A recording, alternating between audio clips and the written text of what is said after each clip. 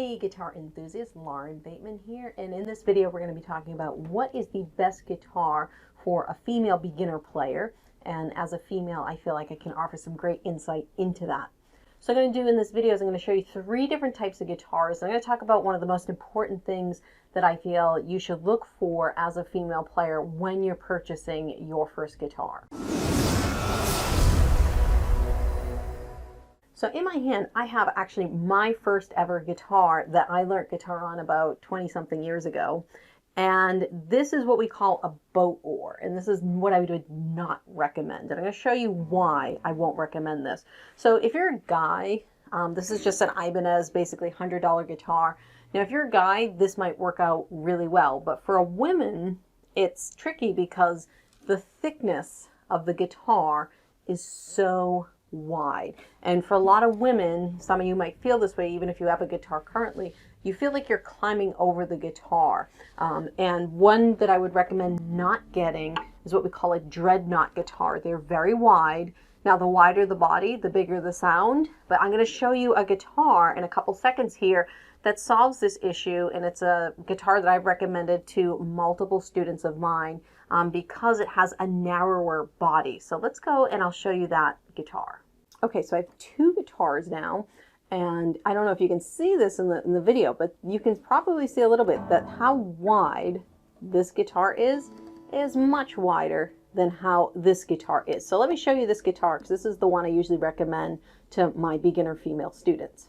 Now this guitar here is the Ibanez AE series, that stands for Acoustic Electric, and there's a couple different models. There's a $300 version and there's also a $500 version.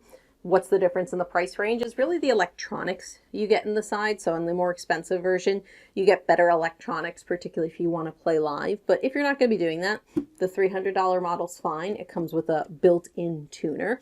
And the great thing about this, it has a slightly rounded back, which makes it a little bit more comfortable to hold, but it's not a complete rounded back like an Ovation, which I particularly don't like because I think they slide off. So this guitar, when you put it and you put your arm around it, it is much more comfortable to hold. And that is the single biggest thing that female guitarists need to look for when they're purchasing a guitar, is the width of the body. And unfortunately, to get thinner body guitars, you usually have to spend a little bit more money, or you end up with a boat oar like I showed you earlier.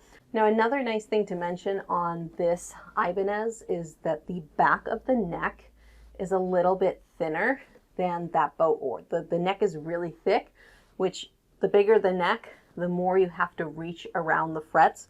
So this is a little bit slimmer and great for women, especially if you have smaller hands.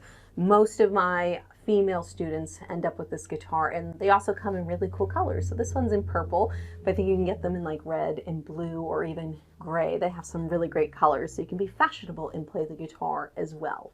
And what I'm going to show you in the next section of this video is the guitar that you probably see me use in my videos, which is my Crafter. I'm going to show you the difference between my Crafter and this guitar here.